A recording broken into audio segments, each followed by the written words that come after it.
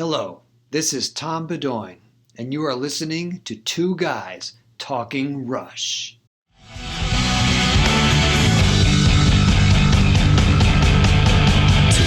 Guys are talking rush. Two guys talking rush. Two guys are talking rush. Two guys are talking rush.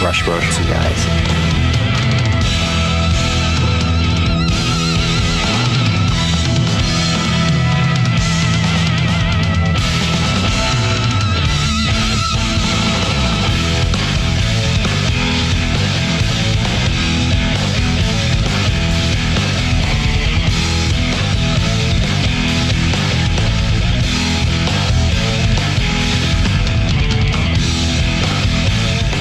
And now, get ready for the Two Guys Talking Rush podcast with your hosts, John Kane and Dan Buxman.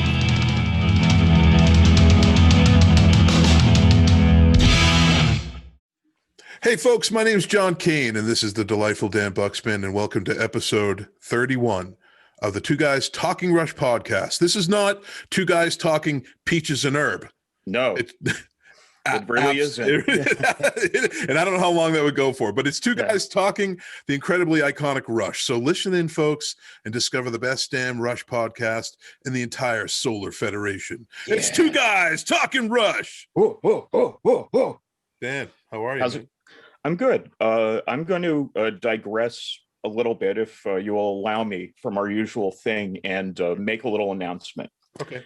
Yesterday, I got my first of two COVID vaccines. There it is. I would like, we're not a political show, and it's still kind of funny to me that this is even a political issue in the first place. But I would like to encourage everyone out there, when you're eligible, please get the vaccine and please continue to wear masks, because the more we do that and the more of us who cooperate, the sooner the tech guys, the crews, everyone we've been interviewing who's out of work right now, the sooner they can get back to work and, get their lives back online again. So, don't do it for me, do it for them. That's all I would ask. Dan, I refuse all of that. And I'm going to continue to sneeze on my enemies. Cough on them, because then you'll get more particulate matter. Exactly. Yeah. So the vaccine, the shot you got, does that explain the strange twitching that you have right now? No, I drank too much coffee. Oh, okay. Yeah. I'm also crazy. So. Oh man. Well, thanks for saying that, Dan. And I mean, it's just, I guess the rollout of the vaccines is staggered depending on where you live. And I know my mother is scheduled to get her first. Actually, how'd you get your shot before my 70-something-year-old mother did? I'm eligible. Pay someone off? No, it's better than that. I'm eligible because of my body mass index. Oh wow. Yeah, exactly. I'm 51, so I'm not. It's everyone 65 and up, unless you have these qualifying conditions. Yeah. And I saw that one. I was like, yes. Oh, that makes me really qualified. I should just ditch the podcast and go out and try to make an appointment. All the appointments here in New Hampshire, Massachusetts are getting super booked up, man. I don't know. How that's good. That's a good sign. Yeah, so, but for now, just sit on the couch, keep eating donuts, eat sticks of butter. You'll get there. You'll qualify. Oh, I can't wait. And I love butter.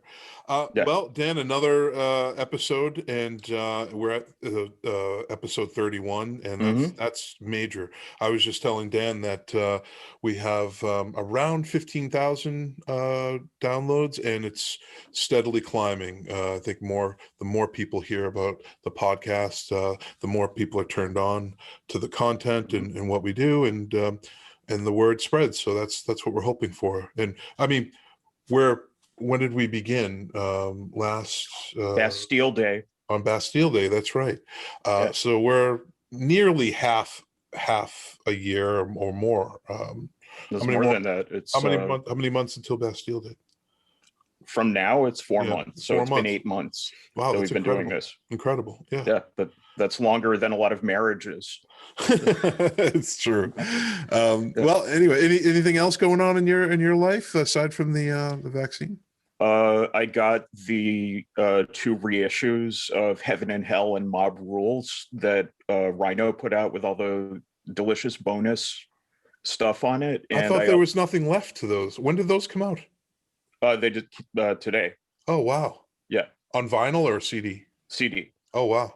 I mean, there was a UK edition that came out like 10 years ago. This is basically that, with like, they put on like a couple of extra tracks so people like me could, justify buying something I have already. Yeah. And I also got the Neil Young Archives 2 box. Wow. That thing it was worth the wait, and it was worth the money. I totally recommend that. What was the price tag on the Sabbath stuff? They were each like $15. Oh, wow. Okay. Yeah. And what new material? Just a pre-recorded show or live? It's this whole Portland, Oregon show from April 1982. Yeah. It might have been the last show that lineup did. Oh, wow. And there's also stuff from there was a Hammersmith show that they like split up, and it's nothing really like revolutionary new sort of a thing. No brand new material though. There's none of any. None of that. No. Yeah. No. I always thought that was too bad that there wasn't some hidden track somewhere on a shelf. Like our beloved Rush, Black Sabbath didn't have much stuff in the vaults either. They would they would work on something, and if it worked, they'd pursue it, and if it didn't, they would leave it. Yeah. I heard Eddie Van Halen has tons of stuff. I heard he just. That's what I hear. Yeah. So I imagine there's going to be more coming out of that camp. Anyway, well, today's show topic, and I'll just sort of reveal what it is about Rush and religion. And that's what we do on Two Guys Talking Rush. We kind of look at Rush in a whole new sort of perspective, in a whole new way to sort of elevate the conversation. And one that came up was, Rush and religion. How do you tackle such a topic? And I think where you begin is you begin with the lyrics and the philosophies of Neil Peart, and of course that carries on through the rest of the band. There was one article that I researched that I thought was interesting. It was on bccatholic.ca, and it was called Rush Drummer Marched to His Own Beat of Faith. And I thought that was interesting, and we'll get more into this later on. I don't want to uncover too much, but in this quote, the writer, journalist says, Peart couldn't make sense of the idea of a God who would torture humans in this life with so much suffering, only to threaten them with hell unless they bowed down and worshipped him. Parenthetical, this is a distorted perversion of religion used by many so-called Christians to spiritually abuse others. And parenthetical, Peart's was a thoughtful person who simply rejected their cartoon version of the universe, which he found literally unbelievable. What is your take, Dan? And we have a wonderful show ahead of us with some special guests who are going to elaborate on this topic. Well, what's your take on Rush and religion? I think what they did was it was definitely a question that they put out there, but they really left it up to you, whoever was listening. They didn't want to interfere with whatever your opinions were, or make you question your own faith or anything like that. It was, to me, that's what in general, that's what they did with most of their lyrics. It was never this very like dogmatic doctrinaire thing. It was always like, let's think about this.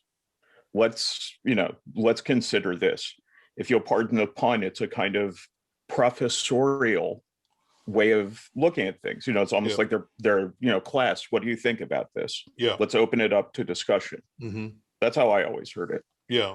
And had you, in your sort of life and career as someone who loved music, did you ever find Rush's lyrics spiritual? Did they speak to you in a spiritual way? Or, can you reveal what religion you are on the show? Do you wish to do that? Oh, yeah. Well, I'm an atheist, but I was raised Jewish. Yeah. But I don't know. I never felt with their lyrics that they were, that they were really trying to figure anything out for you. I think, right. Yeah, they preachy. There was no preaching. Never. Yeah. Never. And if they were preachy at all, then what they were preaching was, you have to figure it out. Mm-hmm. We can't do this for you. This is all on you. Yeah. And I just really respect that. But, so many artists, so many musicians, it's about, this is how you should feel about it. This is what I think. They never did that. And they're among a very few that I can think of that respected their audience enough to trust them to dig deeper on their own. Yeah. Well, I was raised Protestant, and I grew up in Boston, and most of my friends were Catholic. Yeah. And in Boston, yeah. Oh yeah. Yep. And well, I mean, I think for me, I always found the lyrics of Rush to be spiritual, and opened up a lot of new ideas and new ways of thinking about life. So, this is going to be an interesting show, and we're going to have some good conversations. And again, we'll reveal who our special guests are. Are we going to say something? Yeah, I mean, honestly, when I think about it, the part of Rush's music that I find spiritual is the music. It's the music that sort of takes me into this more sort of esoteric place. The lyrics are very grounding. Yeah. Like, they're very grounded in reality. The music, it's the whole Solar Federation, Totally. Yeah. Cool. Well, anyway, more on that later. And remember, folks, this show is hosted by fans for fans, and our listeners know we are inclusive. Each week, we try and mix it up with guests and different content. We want fans to join us on this magnificent journey. And before I forget, I want to thank our guests on episodes 29 and 30, the legendary mixing engineer, Richard Chicky. Those are awesome episodes, and he was such a nice guy, and can't get better than that. Also, as a reminder, because I think the vinyl just arrived, it was in September of 2020, Rush Fest, the annual Scottish Rush Festival, launched a charity Rush tribute album called Tribute Songs for Neil Volume 1, where all profits from the album went to cancer support, Scotland, UK, and the Glioblastoma Foundation, Neil Peart Research Award, USA. You could support Steve Brown, who organized this effort, by going to www.rushfestscotland.co.uk. And I have heard that the vinyl versions of that have arrived, and they were much anticipated, and I heard they sound pretty good. So nice. Go support this awesome effort. Also, at here, as Dan mentioned in the opening, at the top of the episode, that here at Two Guys Talking Rush, we are fans of the talented crews who make up the live event and touring industry. So please support the Sweet Relief Musicians Fund at sweetrelief.org. A small donation will help the thousands of music industry people who have been affected by COVID-19. The Sweet Relief Musicians Fund provides financial assistance to all types of career musicians and music industry workers who are struggling to make ends meet while facing illness, disability, or age-related problems. In other words, healing musicians in need. We've all received so much out of music. It's time to give a little bit back to those who made it happen. So again, sweetrelief.org, please. You can hear our podcast on TuneIn, Apple Podcasts, Spotify, Pandora, Simplecast, and others. This show is recorded in video, so please check out our YouTube channel and click subscribe. A quick Rush Radio shout out. You can find Rush Radio on your TuneIn app at rushradio.org. Also, a big thank you to Ed Stenger at rushasaband.com. We love Rush as a band, as well as the Power Windows website, 2112.net. Please check them out. Another quick shout out to the mighty Why Not. Their music can be heard in the show's intro.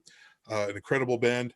And also Rush fans, for those who listen to our podcast, all three of you, we want to hear from you. If you have any comments, suggestions, ideas, or concerns about the show, please submit your ideas or any content. We would like to hear from you. Email us at 2guystalkingrush@gmail.com. That's TWO, 2guystalkingrush@gmail, not the number 2. We're always looking for super fans for our Rush Superfan Spotlight. What is a super fan? What makes you a super fan? You got tattoos of Rush on your earlobes. You wear Rush toe rings. I'm trying to get really detailed here. The not so typical, I have 50 Rush patches. Maybe you have every clipping that Rush has ever, any Rush news that's been out there. We want to hear from you. What makes you a super fan? Please join us on the show. You can visit us at twoguystalkingrush.com, at Facebook, facebook.com/twoguystalkingrush, TWO.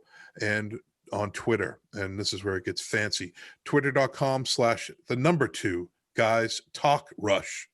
Twitter.com/2guys-talk-rush. And again, join us on our YouTube channel where you can see Dan and I do this incredible dance with each other as podcast aficionados, as we just go back and forth and engage each other with rich content about Rush. We do it so well, don't we, Dan? Oh, yeah. So subscribe to our damn channel, will you? Anyway, speaking of raising money, as a reminder, we receive no revenue for doing this podcast. However, it does take a small amount to keep it going. If you're interested in fueling our passion to bring you the most up-to-date and Rush news and awesome guests and content, please check out our Two Guys Talking Rush store. You can find that at www.twoguystalkingrush.com, where you can acquire a coffee mug, t-shirt, button, sticker, thong, whatever floats your boat. No, I don't think there are any thongs on there. Do people still wear those? This is ridiculous. I'm sure they do, but I'm not around a lot of people who wear thongs, so I don't know. Remember that song? Dong, dong, dong, dong, dong, dong, dong. Yeah. That was incredible. That's all I remember was just thong. thong. Yeah. I think the artist's name was Cisco for some. Yes, with a Q. I got it right. Yeah. Well, actually, also we have a Patreon account where you can give a monthly stipend. Maybe it's $1, maybe it's $50. I mean, whatever you want to do. I mean, folks, a little help to keep the show going. We can buy a cup of coffee and make it feel real. Mm-hmm. Like Sally Struthers would say, for less than the price of a cup of coffee. Help the children. Help Rush, please. Help Two Guys Talking Rush. These poor blokes. Anyway. Sad, very sad. Sally Struthers, name drop. Yeah, how about that? So, anyway, we got some fan mail, and let's read the fan mail here. So this one's from John. The comment is this. This was shared on Eddie Trunk's show last night and is getting a lot of views on YouTube. It's a piano rendition of Rush's Closer to the Heart by Andrea, aka Daydreamer. Feel free to let your audience know about it. This can be found on YouTube. So have you seen that yet or heard about it? I have not. Yet? Oh, okay. Well, maybe we could just play a little bit of it right now. So let's. Oh, nice.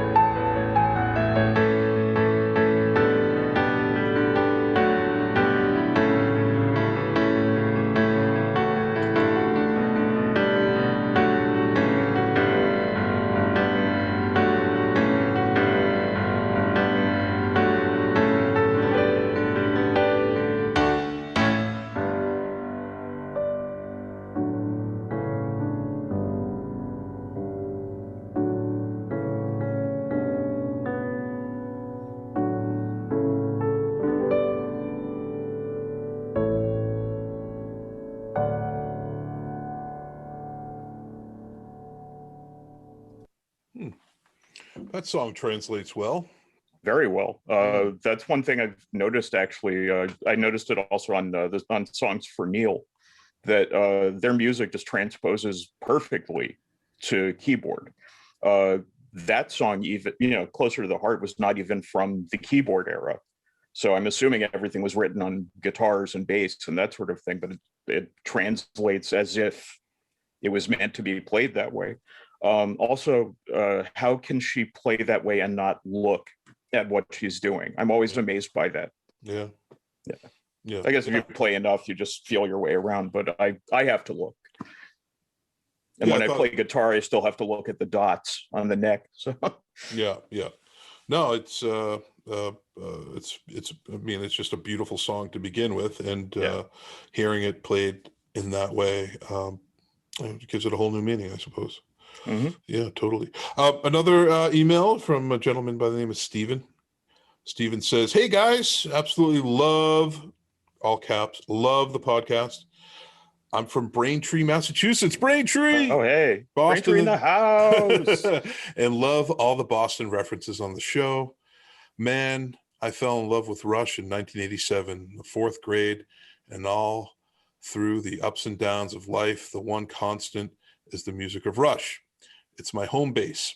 It's sacred. It's everything to me. Unlike a lot of music, there is zero negative associations with Rush. Like I said, it's sacred to me literally. It's my happy place, as corny as that sounds. All eras, 70s through till the end. Sure, I like any fan of any band. There's albums I like more than others, but I love it all. My first show was Hold Your Fire on December 3rd, 1987. I think I was at that show. I think that was my first Rush show, a school night, no less. I always say besides my kids being born, it was the best night of my life. 15 shows total, including the opening night for Vapor Trails in Connecticut, 2002, which was a spur of the moment, screw this, I'm going by myself. I went and appreciated them being back on the stage. Was actually able to catch the sound check through an opening in the fence too. It was great. I don't know, just wanted to reach out because I respect what you guys are doing. Please keep up the great work, and I so look forward to what you guys do in the future. Well, that was very kind. That's great. Yeah. Thanks, Stephen, representing Boston. And it never really occurred to me that we do a lot of Boston references, but I would like to ask if it's okay for the purposes of this show. Could I be an honorary masshole? Is that okay? Dan, okay. You're the biggest masshole I know. Thank you. Thank you kindly. You cast a fucking shadow on legions of massholes, Dan. I mean, come on. I mean, I think there's more similarities to people from New York and in Boston. We just have it. It's why there's so much competition and hatred between the two. Bitterness and it's like, how dare you be so similar? Sarcastic, we just like that, There's pride also about who is the worst driver. If you've ever seen someone from New York and someone from Boston get into the that argument of where are the worst drivers? It's epic. It could go on for days. I know. I'm afraid to drive in New York. Are you kidding me? You should be. Yeah. I have my wife drive. That's good. Yeah. And I could drive in Boston, no problem. I get made fun of. I get drive shamed or whatever you want to call it for driving like an old lady because I just drive wicked slow on purpose.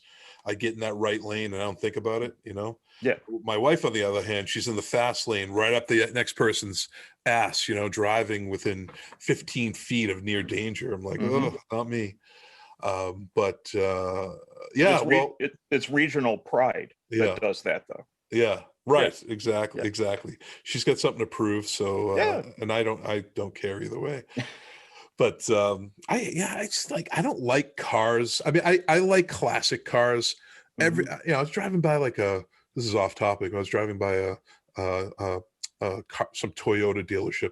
Just every car is the same. It's the same little buggy with a different color. Man, if I ever had some cash, I would just buy a classic car and be done with it. Something with fins, just fins or just square, something that's non-aerodynamic, something that smells like gasoline. I miss the smell of a carburetor, man. I love it. There was a very, very unpleasant smell, and I miss love it. I love very it. much. Yeah. I smelled the carburetor maybe like a month ago, and I was like, oh, I was just inhaling it, like I was huffing it, you know. Mommy, take me home. Yeah, the thing with electric cars, they don't have any smells. We're gonna lose that whole culture. It's terrible. I know it is. Anyway, on topic. This week in Rush News, the week of March 1st, so we can keep track of what week it is. In 1933, in his first inaugural address, American President Franklin Delano Roosevelt states, "The only thing we have to fear is fear itself," inspiring similar lyrics in The Weapon. Yep. 1973, Rush play the Embassy Hotel in Windsor, Ontario. In 1975, they play the Electric Ballroom in Atlanta, Georgia on the Fly By Night tour. In 1976, Rush play the Randhurst Ice Arena in Arlington Heights, Illinois on the 2112 tour. In 1977, they play the Strawn Auditorium in Mansfield, Pennsylvania on the Farewell Kings tour. In 1977, Rush play the Riverfront Coliseum in Cincinnati, Ohio on the All the World's a Stage tour. In 79, they play the Thayer Park Coliseum in Beaumont, Texas on the Hemispheres tour. In 1980, Rush play the Veterans Memorial Coliseum in Phoenix, Arizona on the Permanent Waves tour. In 1981, they play the Checker Dome in St. Louis, Missouri on the Moving Pictures tour. In 81, All the World's a Stage was certified platinum by the RIAA. They also play the Checker Dome. And, I already mentioned that. Rush played the Checker Dome in 81. And 83, Rush played the Myriad in Oklahoma City, Oklahoma on the Signals tour. In 86, they play the Forum in Montreal, Quebec on the Power Windows tour. In 88, they play the Joe Louis Arena in Detroit, Michigan on the Hold Your Fire tour. And 88, they also play the, I already covered that. In 1990, they play the Arena in St. Louis, Missouri on the Presto tour. In 92, they play the Omni in Atlanta, Georgia on the Roll the Bones tour. In 92, they play the Carolina Coliseum in Columbia, South Carolina on the Roll the Bones tour. In 94, they play the Thunderdome in St. Petersburg, Florida on the Counterparts tour. Was that with Tina Turner? That's a stupid mix. I'm so resisting the urge to do another tangent with that. So please continue. In 2001, Geddy Lee presented a Juno Award to the Bare Naked Ladies for Best Group. Dan's favorite group, the Bare Naked Ladies. Oh yeah. Two guys. Love them. Two guys talking BL. 2013, the Audio Fidelity Sound Labs SACD Gold Disc Edition of Counterparts was released. In 2014, the video game South Park: The Stick of Truth was released, including a Rush poster found in one of the houses in the O Canada level. In 2014, American Idol contestant Caleb Johnson performed Working Man live during Top 12 night. Now, I remember that. And I want to get Caleb on the show. Remind me to do this, because that dude, out of all the American Idols, he was an American Idol. He just had the best set of pipes, man. And he like rocked it out. What did he play that was incredible? He played in the Still of the Night, that incredible, that's a great Snake. That's a great album. I mean, that's just a monster. I know maybe you don't love it as much. I have feelings. I know. But I think it's just very well produced. It's a monster album. A lot of those songs Whitesnake had already covered in earlier, more bluesy albums. But he just really ripped it up. But when he played Working Man, I'm like, holy cow, no one's doing this. I want to revisit that. We should talk about that. And I think he's pretty accessible. We could probably get him. Yeah, let's try that. In 2016, Winter Sleeps, The Great Detachment was released, featuring Geddy Lee on Territory, Subdivisions, and Madrigal performed by Ninja Sex Party were released on the Under the Covers. Well, there it is. Are you going back to Whitesnake, are you a fan of Whitesnake at all, or I never asked you that question? This is going to be like the most predictable answer you can imagine. No, I really like their early stuff. Mm-hmm. But no, I mean, the 1987 album that made them famous, that was just, to me, that was a huge shift from what they'd been doing before. But I mean, at the time, also that was when I was getting into like Metallica and Slayer and stuff like that. And it sort of fit into that album also fit into the shelf of metal. They perfectly. Perfectly. It did. Mm-hmm. Yeah. No, I mean, I totally give credit to John Sykes. And like you said, Tommy Aldridge. Yeah, these are great. I mean, Coverdale got world-class players all the time. He never played with any slouches, so it's definitely not a reflection on that. For me, it was just too commercial of an album. Yeah.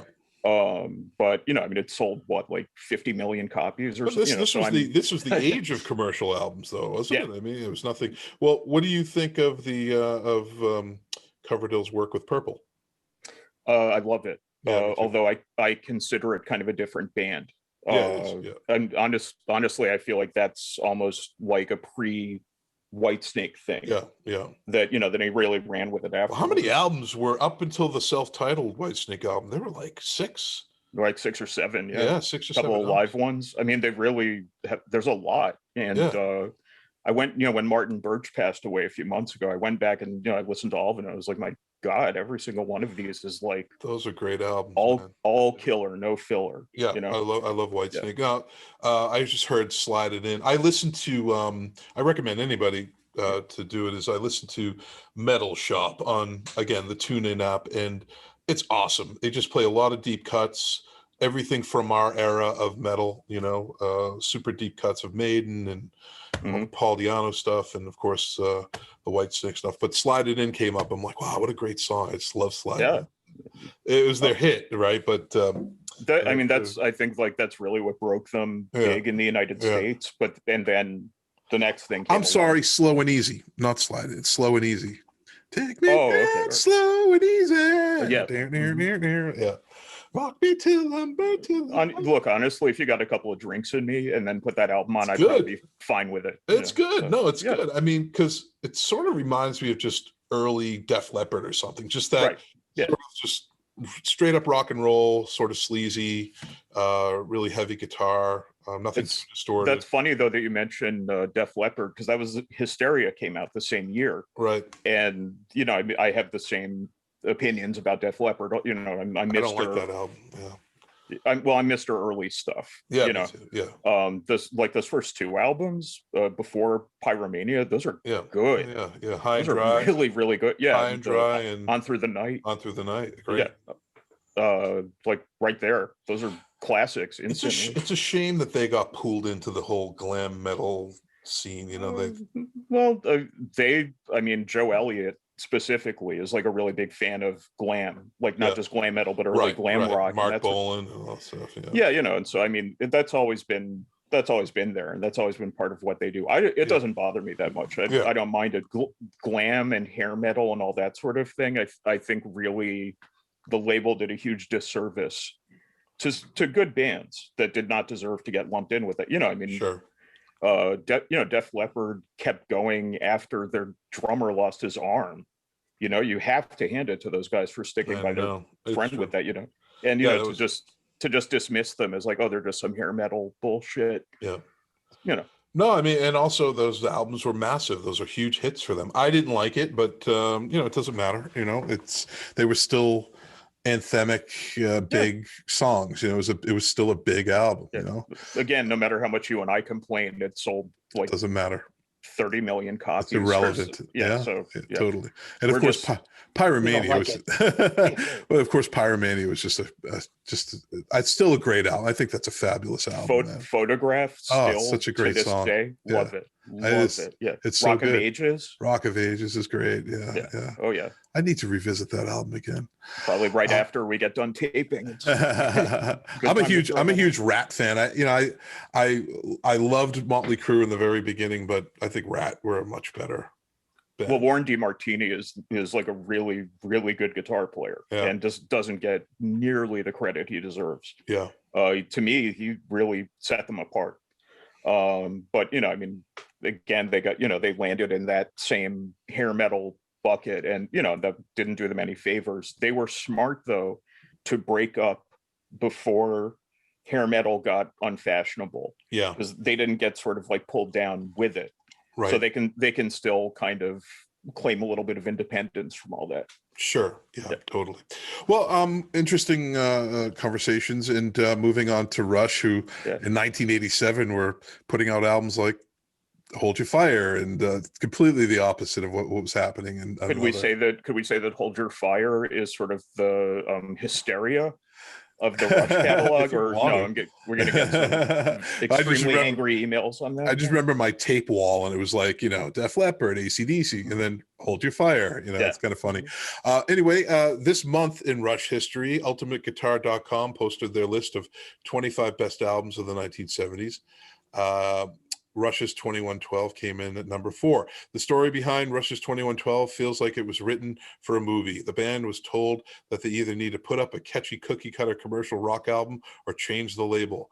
So they did the best thing that they could. Recorded an album that opens up with a sci-fi dystopian 20-minute long progressive rock epic. It's one of the best albums of all time. Damn right. You discovered music.com posted their list of the 25 greatest prog guitarists this past month, and Alex Lifeson made the cut at number 3. Rush may be the only power trio where the lead guitarist sometimes got overshadowed by the rhythm section, yet Alex Lifeson would have been the standout star in virtually any other band, and what he gave Rush was immeasurable. He could do heavy arena-ready leads, subtler textural parts, or wildly exploratory solos. His career showpiece, La Villa Strangiato, has plenty of all 3. Nashville session touring bassist and recording artist Adam Needy released his new solo album, The World Is Loud, last month. The 5th solo album he's released on his own Renaissance Man label. Needy is a highly regarded session musician who has appeared on 3 Grammy-winning albums and other Grammy-nominated albums to date, performing with artists such as Kenny Loggins, Carrie Underwood, Michael McDonald, Dave Weckl Band, hopefully I'm pronouncing that correctly, Susan Tedeschi, John Anderson, Peter Erskine, and many more. One of the tracks on The World Is Loud is an instrumental titled The Professor, which pays tribute to the late Neil Peart. The song features Needy on bass guitars, Jason Palmer on drums, and Chris Carver on keys, and you can listen to it on YouTube. Foo Fighters frontman Dave Grohl, his mother, Virginia Hanlon Grohl, released her book, From Cradle to Stage, Stories from the Mothers Who Rocked and Raised Rock Stars, back in 2017. The book contains a chapter on Geddy Lee's mother, Mary Weinrib, where Mary talks about what influenced Geddy to choose a musical career and the prevalence of music in their family home. Earlier this week, or last week, at a launch event for the newly minted Paramount, formerly CBS All Access, MTV Entertainment Group President Chris McCarthy announced that the network would be premiering a new non-scripted docuseries based on the book and co-hosted by Dave and Virginia Grohl. This is what it says. The 6-part series, directed by David Grohl, will tell stories of the special relationship between successful musicians and their moms. Each episode features a famous performer and his or her mother, as well as Dave and Virginia. It comes from Live Nation Productions and Endeavor Content. That should be interesting. Yeah. Dave Grohl is doing the Lord's work with Rush, I think. I think so. Yeah. He's like the last sort of savior of the whole. It seems like he feels kind of like it's his responsibility to make sure this stays out there and make sure. I mean, I don't want to offend anybody. I was never a major Nirvana fan. I hated them. I absolutely hated them. Well, in that case, Dan, tell us why you hate it. I'm just kidding. I just was never. I liked other grunge music other than this stuff, but I never, not once, acknowledged David Grohl's playing style. He was a great drummer. I think I actually like the Foo Fighters more than I like Nirvana, and there's a lot of more catchier tunes, and some of them are really heavy, and I dig it. I know there's bigger Foo Fighter fans out there, but I think I like Grohl more than I like any of it. He's done a lot for music, and he seems like a big fan of the music. And the Probot record, I don't know if you remember that or not, but the one he did with the guy from he did Lemmy, guy from Voivod. He really, he's for real. He's really a fan. And he uses his platform as a famous person to get this music out there. I respect. Yeah, totally. Well, and I want to put this call out. David Grohl, if anybody knows Grohl, come on the show. We'd love to talk to you, man. Mm-hmm. Maybe you could be our third co-host. 3 guys talking Rush. We'll make room. 2 guys and Dave Grohl talking Rush. Dave Grohl talks. Dave Grohl Rush talking Rush plus 2 guys. Plus 2 other guys that tried really hard. Anyway, although nothing's been confirmed yet, it seems likely that Mary Weinrib and Getty will be featured in one of the episodes. In a 2017 interview with Rolling Stone, Virginia Grohl spoke about her background as a rock mom and how she got the idea to write the book.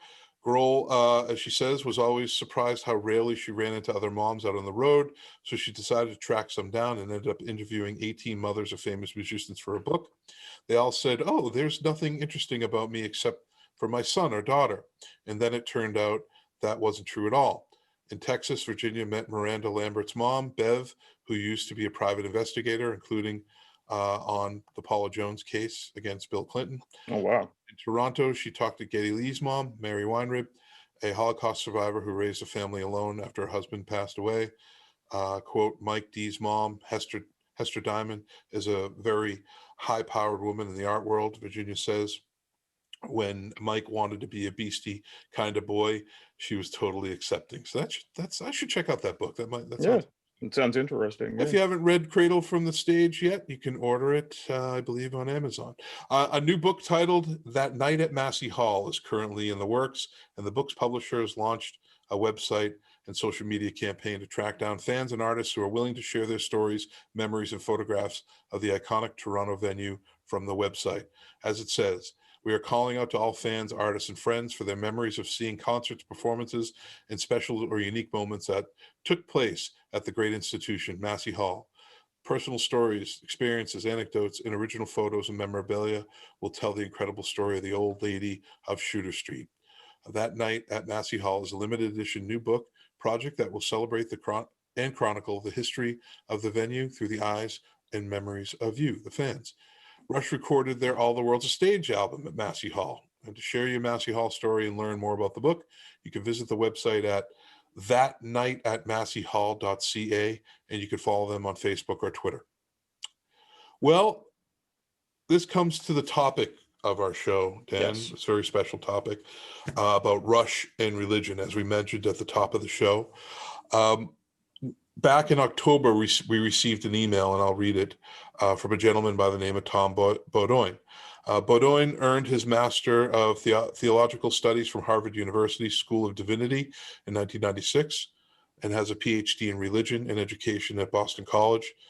Tom is also a giant Rush fan. And as he says in this email, gentlemen, I'm really enjoying your podcast. What a generous service to the Rush fan community. I love your choice of topics and how dedicated you are to keeping the Rush discovery going through your interviews. I found your podcast this summer and I'm catching up. Right now, I'm on episode 6 and was interested to hear you talking about Russian religion.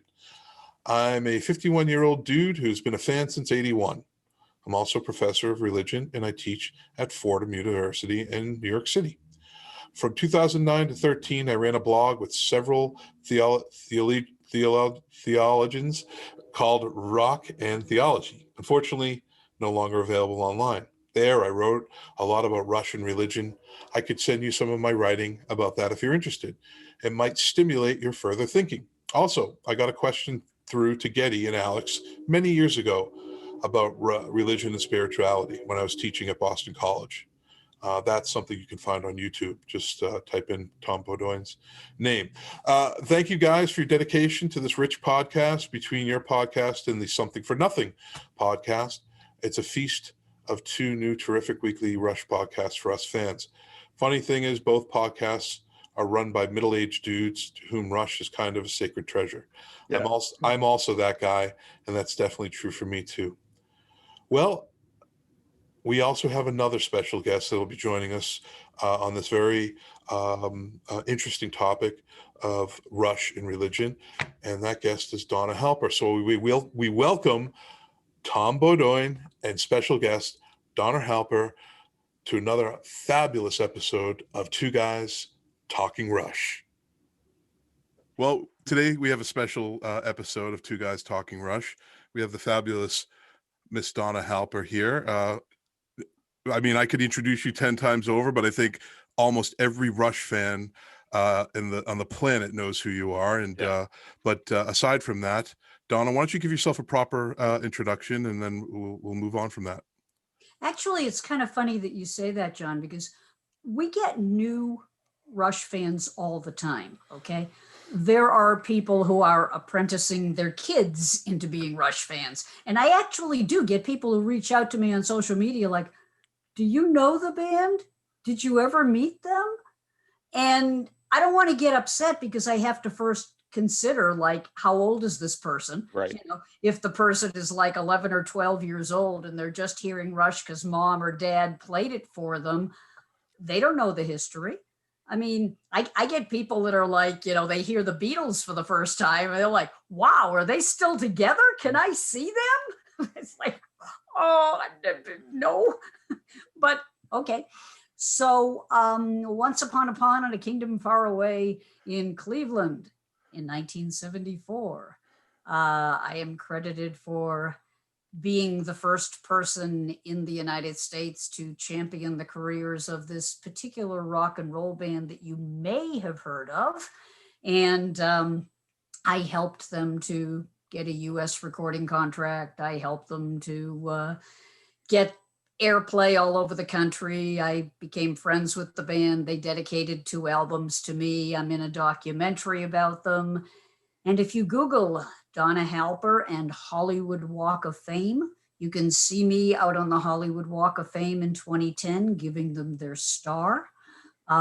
Maintained a friendship with them for more than 4 decades.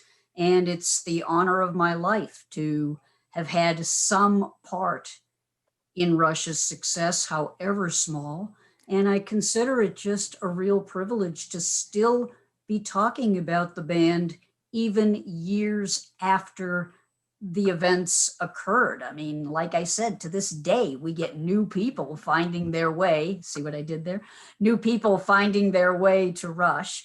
And God bless them. I'm so glad that they're part of our extended Rush family.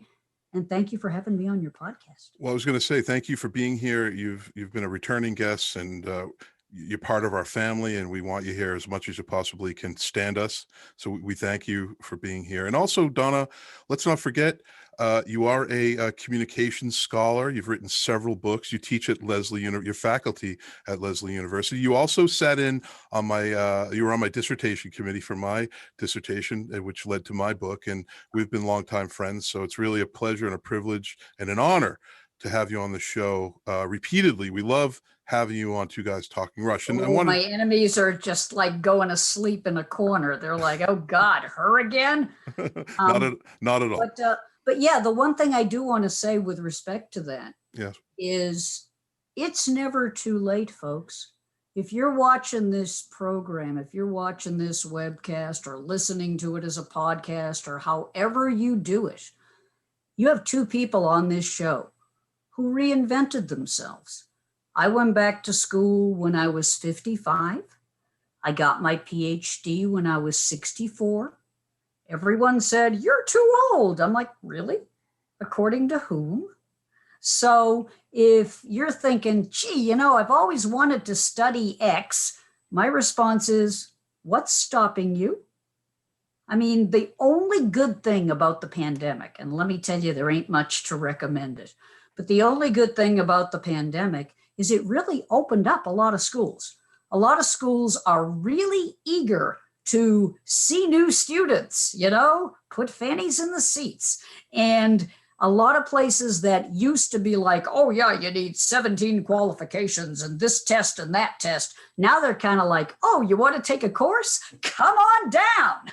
And this is a great time to look around, find an online course that you're interested in, and sign up. What have you got to lose? So I'm thinking this sounds like a University of Phoenix commercial. Are you pitching something? It doesn't have to, you know, like, I'm all joking aside, though. I know, I'm kidding. Schools that aren't online schools. Lesley is not an online school. We've had to be online because of the pandemic. And a lot of schools have found themselves having to be online because of the pandemic. Make it work for you. I've got a friend in North Carolina who just signed up to take a course at a university in Texas. He just saw a course he liked. And I mean, what are the odds? So listen, I mean, it's a springboard off of what you just said. That's really the within the context of our show, the design of the show. I always say this over and over and over, but it is true, is that there are other podcasts out there, Rush related, that examine the lyrical content and really dig deep in the songs and what they mean. And we do that.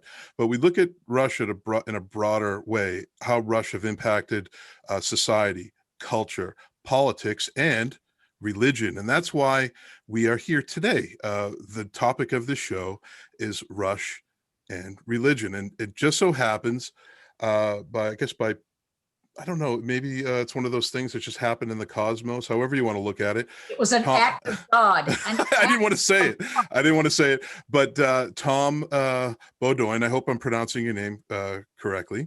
Tom emailed us, and he said that he loved the podcast, which I thank you very much for listening. And he was appreciative of the content. Hopefully folks are learning new things about Rush in a different way. And we said, hey, we're going to have a future episode about Rush and religion, and you would make a perfect voice, and Donna as well. So there's a reason why you both are on this show. It's not because of the $50 checks that we sent you each. But I'm just kidding. I was going to say that snapped right back in your face. Well, Tom Beaudoin earned his Master of Theological Studies from Harvard University School of Divinity in 1996. If I'm incorrect anywhere, let me know. And I believe you currently have a Ph.D. in religion and education from Boston College. Also a book published in 1998 called Virtual Faith, The Irreverent Spiritual Quest of Generation X. Am I correct in saying all that, Mr. Beaudoin? You're correct. Yes, sir. Good. How are you, sir? It's I can't be here. I mean, it's such an honor to be here with Donna Halper. My goodness. And Donna, you and I, you may not remember this, but we met at a coffee shop in Boston around 2001, 2002, because I was teaching at Boston College at the time. And I had somehow... You knew Michael Keith, don't you? My friend Michael Keith? Maybe. I can't... He was a professor at Boston College. That's why I'm trying to connect the event. No, I think I looked you up because I knew about you for a long time. And then somehow I figured out that you were in Boston, and you and I met in Beacon Hill at a coffee shop around 2001, 2002. And it was great. Yeah, there seems to be some connections here. Well, I'm from Somerville, Massachusetts, and you went to the Sunday Cafe, and we talked about that. And Dan, you lived in Davis Square for a while. And quick for a little moment there. Yeah. Donna's from Dorchester. I'm from Somerville. Well, hey, we got some Boston. We can and sling some shit on this thing. You became a theologian, and I used to be a chaplain. And wow. Cool. This is going to be a great episode. That's right. I remember. Yes. Now I remember you mentioned that when we got together. And what's hilarious about that, as many people know, and I'm quite public about it, I'm Jewish.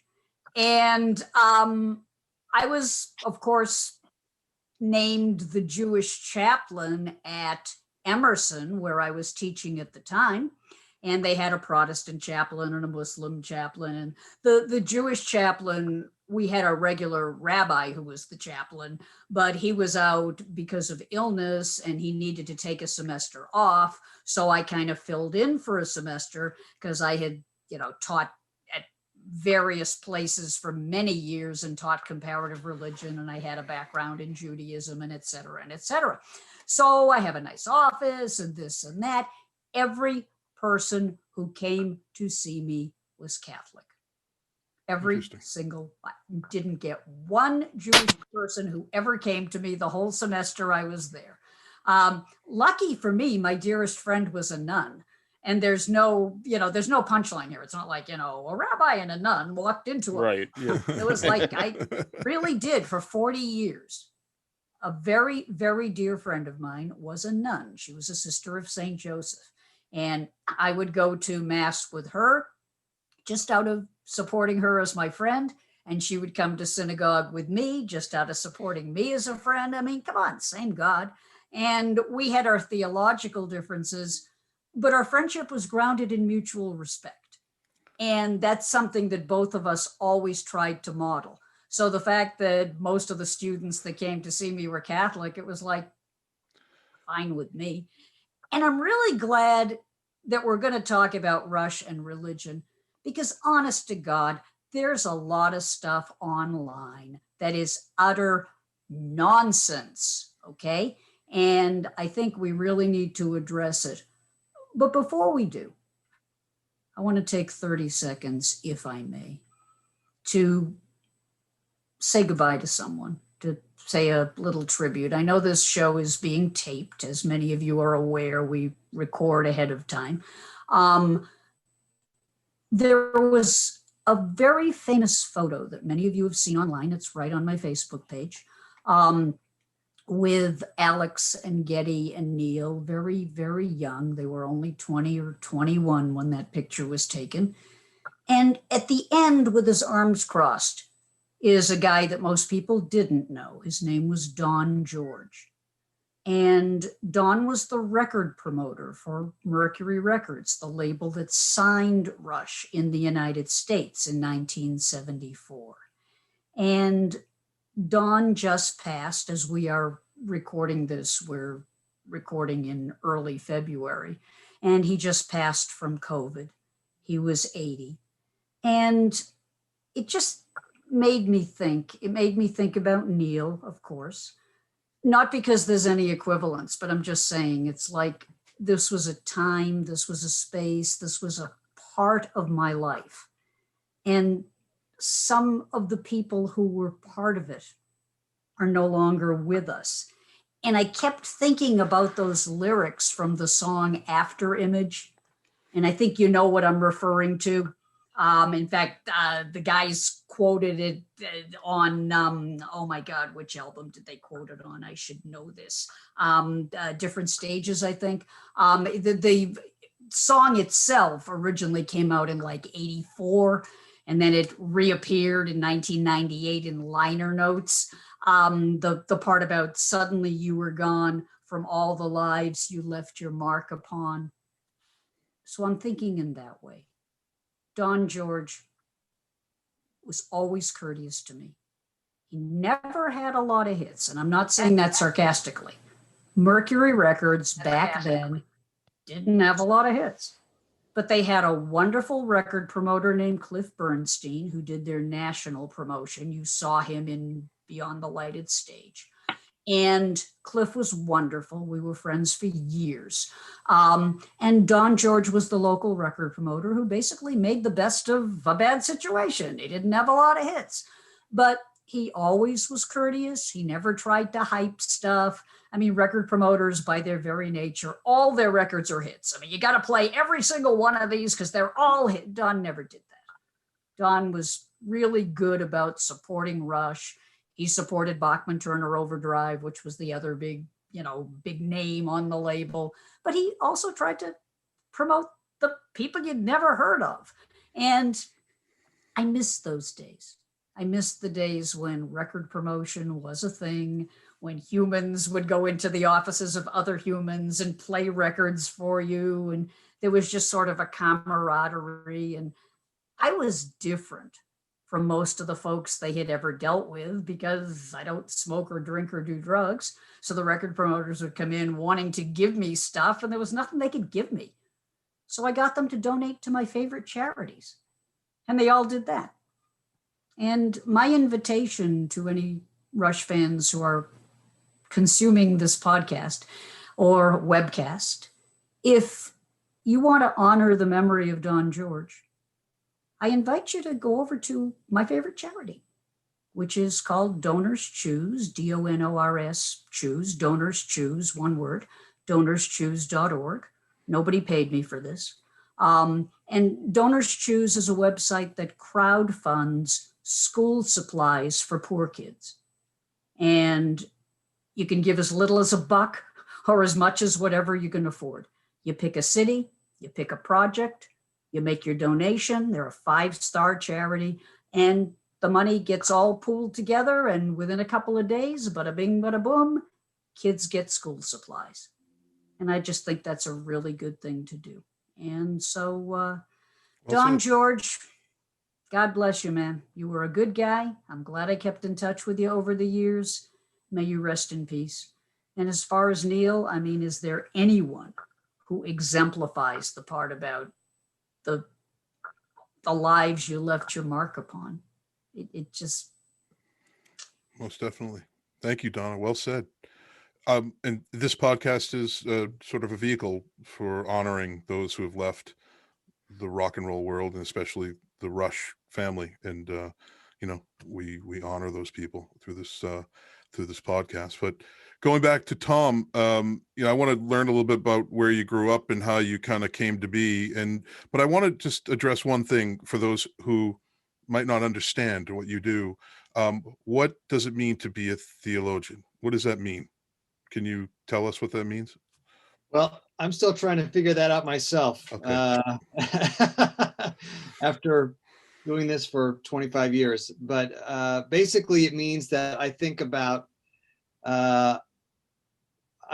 questions having to do with God, the gods, no God, and everything related to those matters. So theology is often thought of as talk about God. Today we say God or the gods, no God, all of the above, or uncertainty about the whole question. So that's what I do is I research about those kind of matters. What I actually do in my day-to-day life is I am a professor at Fordham University, and I teach courses on theology, but my courses are about how religion and secularity and spirituality are related to everyday life. So I'm interested in how people hold their lives together in religious or non-religious or spiritual ways, and how people define what matters to them. And so I take what I hope is a very broad-minded approach to the whole thing, without trying to promote any particular religious perspective, and try to keep people in conversation about what matters most. So that's kind of what I do. Where did you grow up? I grew up in Independence, Missouri, so just outside of Kansas City. But before I say more about that, I don't want to forget to say, John and Dan, this is a great podcast, and I echo Donna's praise of you too. And so thank you. I thank you for having me on here. And of course, the rapport between you two, I'm laughing so much when I'm listening to this podcast, because it's just like John sets it up and then Dan whacks it. It's just great. Hey, that's intentional. That's accurate. It's you got delightful Dan, but John, you need an epithet too. So we got to think of what John's epithet's going to be. But jocular John. Yeah. I don't want anything. Yeah, no? Please no. Colton John. None of that. There we go. No, I got a good nose. I sniffed Dan out at a Woodstock event, and we came together and we bonded over Rush amid all of these baby boomers glomming onto each other about the 1969 generation. So there was. We were just like, "Isn't Dio awesome?" We were talking about Ronnie James Dio in the corner of a Woodstock room. But that's how you find your people. That's you do. Yeah. So let me ask you, Tom, and thank you very much for listening and being a loyal listener. Sure. So did you come from a religious family? Were your parents how did you, my curiosity is, how does someone sort of acquire this taste to follow this path? Did you want to become work for the church in some way, or? Yeah, that's a good question. It's a long story, but in a nutshell, in a very short nutshell, I grew up in a Roman Catholic family, and my father was a former Jesuit, which is a Roman Catholic religious order, and then he became what's called a deacon in the Roman Catholic Church, which is another ordained position. And so and both of my parents are converts to Catholicism. Converts tend to be even more active within the religions they convert to than those who are raised in them. My parents were pretty involved in Catholic matters, including progressive matters around immigration, refugees, and social justice, things like that in the 70s. And so I had a very churchy upbringing. When, as my own kind of life progressed, I took that upbringing and put it in an even bigger house, as I think of it, which is kind of a house that welcomes all religions and also no religion and people who are in between. So now I'm kind of someone who takes what I hope is the best of that upbringing and thinks with that, but also learns from many other traditions as well. And also from non-affiliated persons, secular values. It's all important. So I'm just that upbringing, in an interesting way, kind of launched me beyond it into a bigger space. So that's kind of it in a nutshell. Were you a rock and roll kid growing up? I mean, were you listening to rock and roll in your teen years, your 20s? I mean, when I did. I mean, I started off. I didn't really know much about pop music growing up. I listened. I had a little AM transistor radio in the 70s, and I would listen to. I was a big baseball fan, the Kansas City Royals, so I would listen to a lot of Royals games. But that was a country music station. The baseball station was a country music station, so I listened to country music a lot. But then I started to get into pop music because of what my friends were listening to. But around the age of 12, I was spending the night at my friend Greg's house, and he put in All the World's a Stage on cassette. There you go. 1981. And I was just like, what in the world? I mean, I couldn't believe what I was hearing. And he knew about it because of his big brother. He knew about Rush. So I was just, it made a real impact on me. And I don't know why, but just from the opening, just from finding my way. And I think I spent the last 40 years of my life trying to understand what that meant.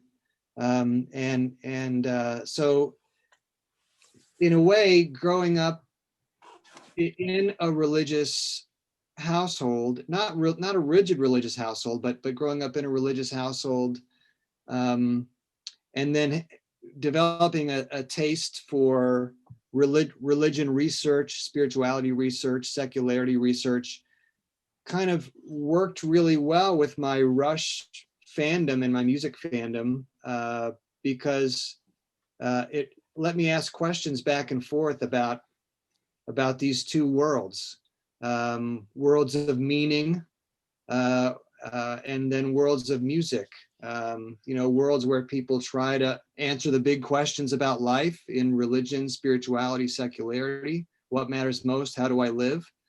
And then the world of music, where the stakes are also very high because music makes us into certain kinds of persons, and music expresses certain things that we care about and forms or deforms us in different ways. So I'm glad you're talking about this, Tom, because I'm probably a little older than you guys. Not that much. I mean, I'm still young and cute, but I'm a little bit older than you guys. And the reason I'm mentioning that is that 10 years or so makes a big difference, because Geddy, for example, Geddy Lee, I say both names just because of the fact that there are some people that are new to the band, and they're like, Gary Lee Weinrib. And Geddy was raised in a home of Holocaust survivors.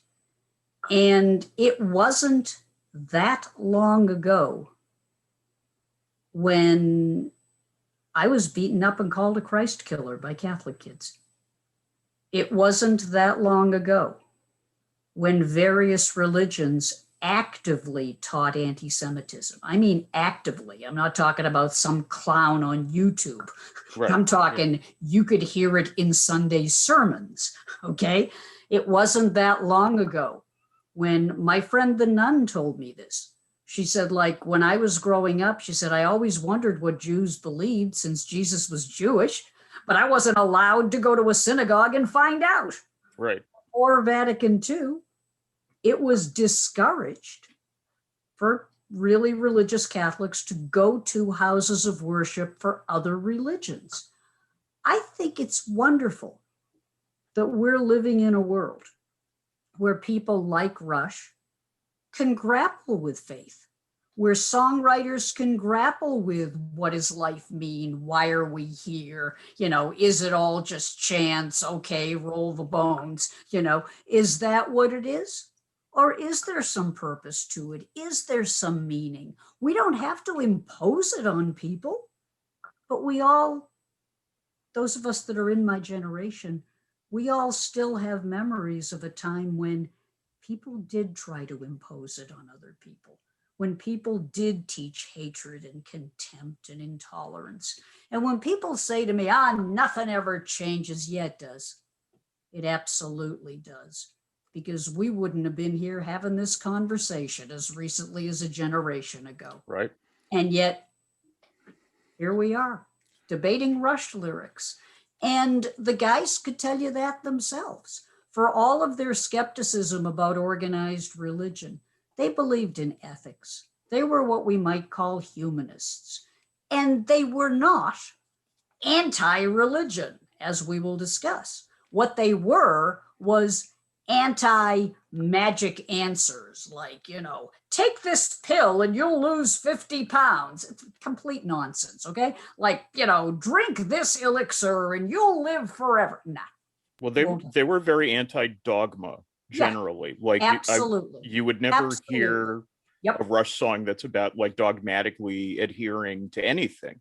Yep. His mind is not for rent by any God or government, you know?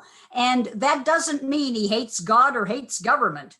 It means he's not going to rent out his mind. Right. He's not going to just say, okay, tell me what to think and I will march in lockstep. Right.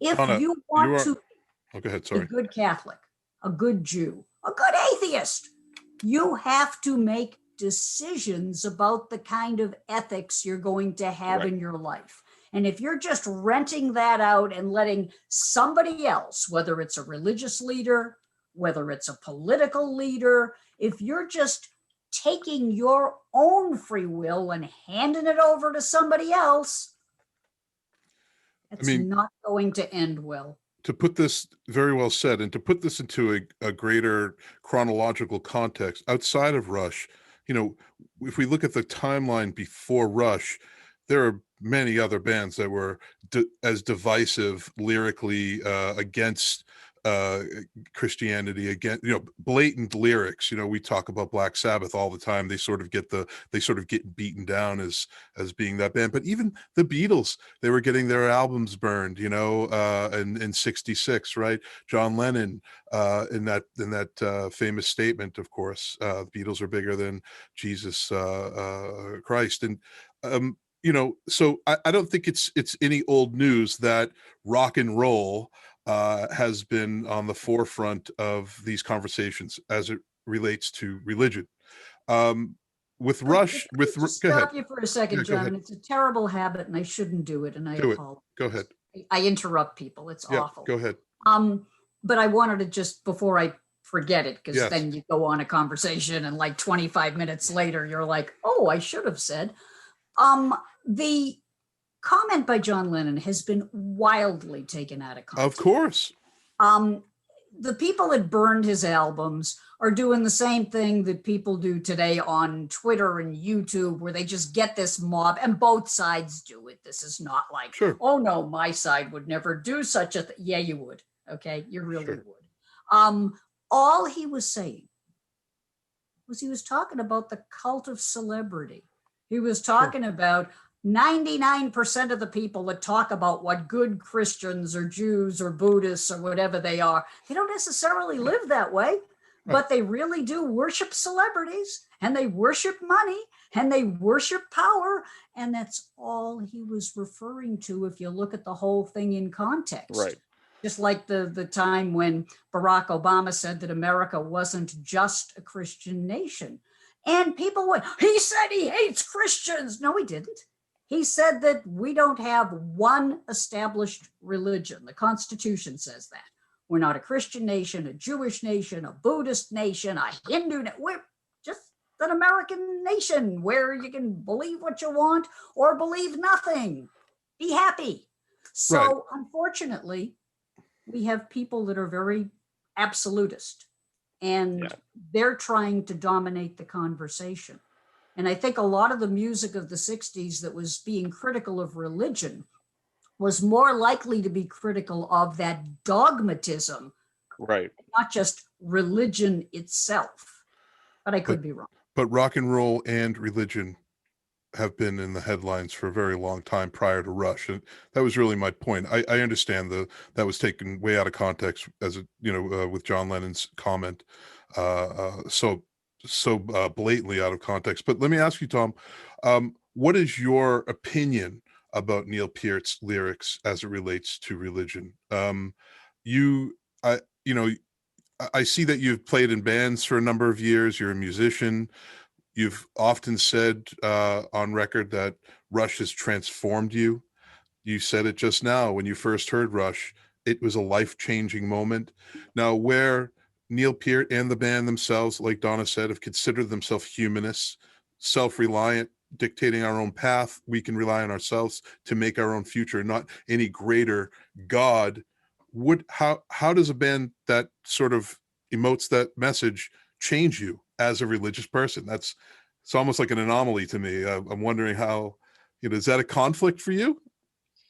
Well, first of all, I would say now, you have to remember, I study religion for a living, and there's no consensus among scholars about what the word religion even means. So there are many different definitions of religion or its cognates, like spirituality or the sacred, the holy, or even what are presumed to be its opposites, like the sacred or the profane. Like all these terms are pretty close to each other. They're related to each other. So I say that because I would not use that phrase religious person to describe myself now. I would say I'm a person who is trying to simply live my own life and understand my own life and be responsible for my life, and to help other people say yes to the mystery of their own lives. And so when I was, but John, there is a deep theological point in your question, I think, and that is, for me, was there any tension when I was, let's say, a teenager, between what I was hearing in, let's say, Neil's lyrics, or reading in the interviews? Because one thing I did when I was a teenager is I would listen to every single interview they would do, and I would transcribe it. And I still have a giant binder to this day somewhere around here of hundreds of pages of transcribed interviews from the 80s. And that was my first study of Rush, really, at that time.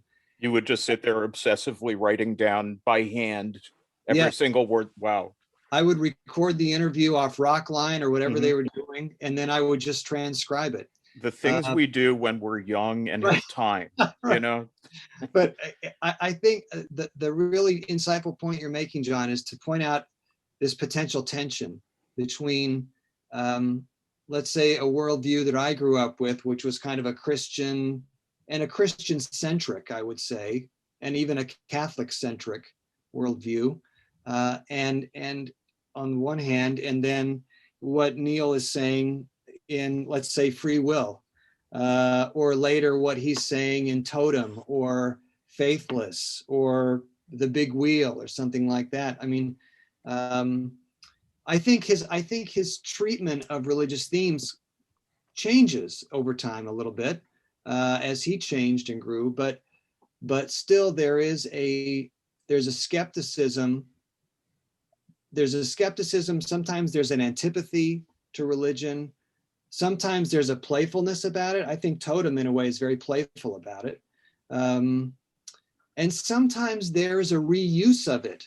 There's like, Neil has his own kind of what I would call like a worldly mysticism, an appreciation for the strangeness and the mystery of the universe or of human relationships. If you look at chemistry, or if you look at natural science, or even if you look at the song Mystic Rhythms, these are all kind of emphasizing the strange, incomprehensible beauty of the way the world is. Even a song like Tai Shan is this kind of worldly, mystical, the world is this strange, awe-inspiring, incomprehensible place. We don't have to dispense with science to understand it, for sure, for Neil. But then he also says science, like nature, must also be tamed. So he's also talking about the limits of science. I guess all I'm saying is he's got a complicated relationship to religion in the lyrics. And for some reason, that never posed an issue for me growing up. And I would say the older I get, I'm 51 years old now, and I started listening to them when I was 12. The older I get, the more congruent I am to the way he expressed himself. So I can hold all that within me, and it makes sense. And maybe that's because I'm no longer trying to work to affiliate myself to one particular religious spot. But I guess the deep point you're making, John, is my attraction to Neil was telling me more than I knew about myself, even at the time.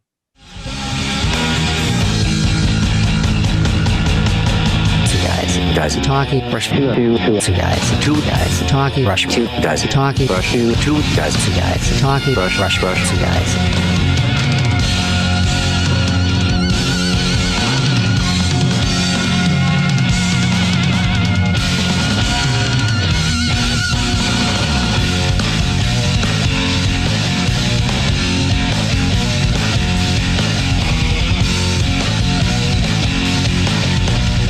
Stay tuned for part 2 of the Two Guys Talking Rush podcast next week.